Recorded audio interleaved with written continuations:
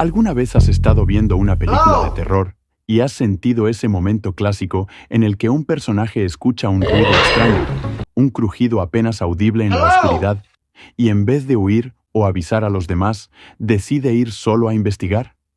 Ese instante donde tú, como espectador, sientes que el guión está jugando con tu paciencia y tus nervios, y piensas, no, por favor, no lo hagas, porque sabes que es una receta segura para el desastre.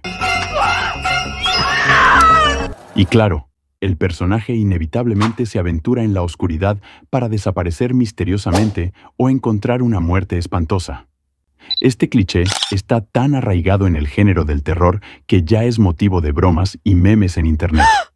Pero cuando hablamos de La Cosa de John Carpenter, esa lógica absurda se rompe por completo. Aquí, los personajes no toman decisiones al azar ni con imprudencia infantil. Al contrario, cada movimiento está calculado. Cada acción es una pieza fundamental dentro de una maquinaria narrativa, donde el terror surge de la racionalidad aplicada a un escenario desesperante y único. La Cosa no se conforma con asustarte con un monstruo visible, ni con los típicos sustos baratos.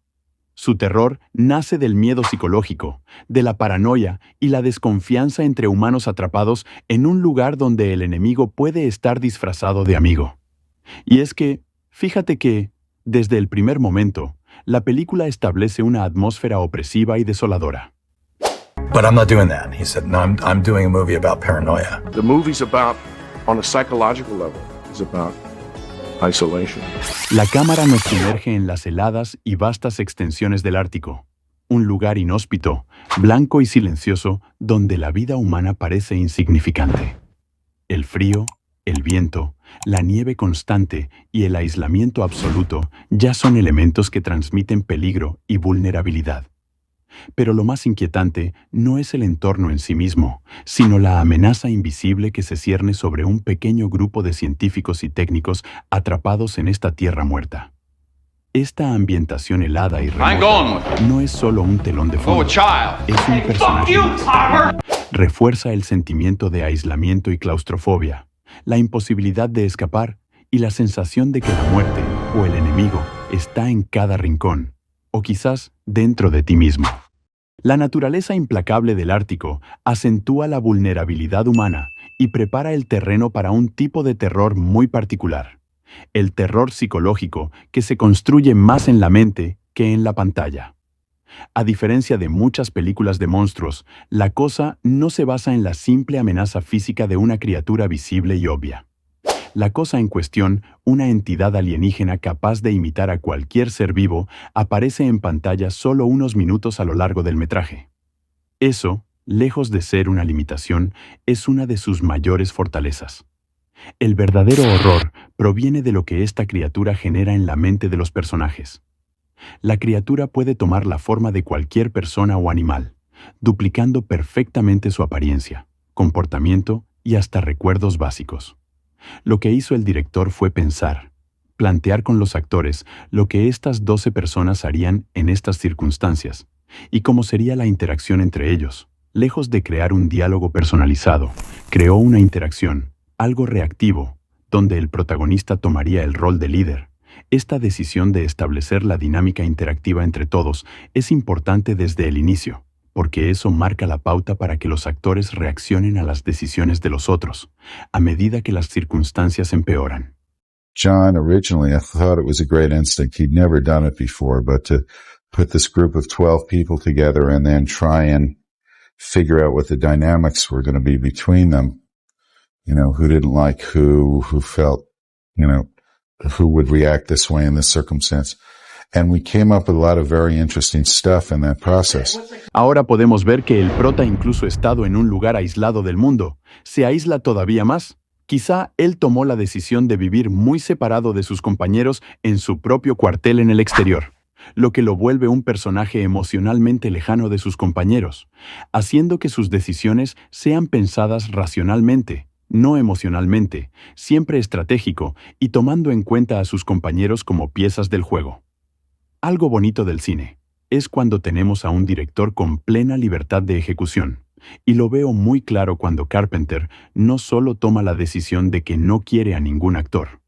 actuando, sino únicamente pensando y haciendo lo que cada uno creía hacer en una situación así. Pero la genialidad viene cuando en realidad los actores no saben en el transcurso de las grabaciones quién es el infectado, haciendo que la copia perfecta sea literalmente perfecta, pues es el propio actor jugando a la Among Us. Y por si lo dudas, la única forma de saberlo era cuando la siguiente escena donde se revelaba al infectado aparecía, y como en esta película el antagonista no es el monstruo, su esporádica aparición hace que la convivencia entre el cast sea más realista y dinámica, pero, sobre todo, más auténtica, pues ellos no tenían idea de quién sería el próximo infectado. Si lo piensas bien, es muy complejo crear una trama donde los actores no sepan qué va a pasar. Para eso les dan un libreto. Sin embargo, esta película está diseñada para que los actores fluyan. Más que actuar, se buscan reacciones auténticas. Es por eso por lo que esta película entra en los clásicos imperdibles del terror. If I was an imitation, a perfect imitation, how would you know if it was really me? Otra cosa divertida de esta libertad creativa, que vemos mucho en los talleres de actuación, es cuando cada actor construye su propio personaje. Y cada actor va creando en su interior, sin tener que decirlo a los demás, la fórmula lógica del personaje y se inventa cualquier cosa que se le ocurra, como un instinto inducido. Algo que esta película logra en la audiencia es que al notarse tanto las reacciones diversas y la naturalidad, de pronto para quien la ve, empieza a formar su propio criterio de lo que haría, poniéndose en el lugar del personaje, no como en películas convencionales, donde lo único que hace el espectador es depreciar las decisiones de los personajes, porque son contraintuitivas. Lo que rompe con la experiencia de terror es que te la lees como si tuvieras el libreto en la mano. Lo que hace buena la película es que rompe con lo obvio, aunque puedes darte una idea de lo que harías, es preguntarte por qué lo harías y con base en qué, porque al final, esa decisión te pone más cerca o más lejos del monstruo que no puedes ver porque se oculta bajo una máscara perfecta, y no puedes evadir porque esa máscara es la de uno de tus compañeros. I think that's what makes the thing great, is you don't know. What if this already happened? Are you? How would you know? Otra cosa importante es que la cosa también tiene su grado de inteligencia, porque, de hecho, ella toma plena conciencia del huésped y lo manipula para que nadie se dé cuenta de que es él el infectado. O sea que no solo tienes un protagonista inteligente, sino un villano igual de astuto y brillante. Curiosamente, la película no fue comprendida del todo en su estreno por algunos críticos. Roger Ebert, por ejemplo, señaló como un defecto el hecho de que los personajes se separaran y reunieran sin lógica aparente. Pero claro, y es que no todos son personas pensantes y él no pensó que un lugar y en un momento caótico se pierde ese orden y ese control, que él necesita para establecer una crítica torpe. Entonces sí, si se mira como que cada quien deambula aparentemente sin razón, es porque si no confías en quien está a tu lado, lo primero que quieres es estar apartado. Solo, la única razón para estar en grupo es porque la cordura es intermitente, en especial cuando alguien siente miedo. Una reacción normal sería separarse por miedo, y no como en Scooby-Doo,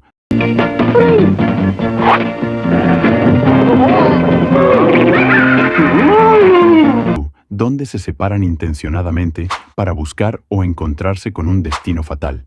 Eso no tiene ningún sentido, y es lo que pasa en cada típica película de terror. Ahora, cada vez que vemos que alguien toma la decisión de separarse, vemos un conflicto, que es parte de este vaivén psicológico, y aunque eventualmente los personajes toman la decisión de crear grupos pequeños, lo hacen por sentirse acogidos. Eligen a las personas en quien más confían, para cuidarse entre sí, aunque esto solo aumente la probabilidad de encontrarse con el monstruo. Hablando de decisiones inteligentes, vemos cómo después de quemar a un monstruo con un lanzallamas, se dan cuenta de su debilidad, así que lo siguiente es prepararse. Su único problema es la versatilidad de la cosa para infectar a más de uno, y lo que dijimos es inteligente, y cada ocasión en que es descubierto o herido, aprende. Es capaz de aprender y mejorar también su toma de decisiones, como vimos al principio, de desaparecer uno por uno. Y así como aprende a esquivar el daño o las trampas, también aprende a ser más humano. Mientras tanto, vemos a cada personaje volviéndose cada vez más más paranoico, conforme avanza la noche y no duermen, tenemos que considerar que no conocemos el tiempo que transcurre en todo el film, y que, en los lugares árticos y polares, las noches duran más, por lo que posiblemente muchos empiezan a pensar sin lógica, fuera de lo emocional, porque sus cerebros no tienen energía ya. La tensión que se siente a lo largo de la película no surge solo por la presencia del alienígena, sino por cómo ese miedo va calando en la mente de cada individuo, cómo afecta la confianza y la lógica, y cómo el instinto de supervivencia puede llevar a decisiones desesperadas y a un abismo psicológico. Es un espejo oscuro donde el espectador se ve reflejado, porque ¿quién no ha sentido alguna vez esa paranoia ante lo desconocido o la traición? Pero bueno, no te pierdas los próximos análisis. Suscríbete, activa la campanita para que no se te escape nada y únete a esta comunidad de amantes del cine que buscan entender más allá del simple entretenimiento. Recuerda siempre, cuando estás en el Ártico, rodeado de hielo y nieve, sin posibilidad de escapar, sin saber realmente en quién confiar, no importa si enfrentas a un monstruo visible o a la sombra de la duda en la mente humana. A veces, esa incertidumbre, esa paranoia que se instala en el alma, es más aterradora que cualquier criatura. Y esa es la verdadera esencia de la cosa.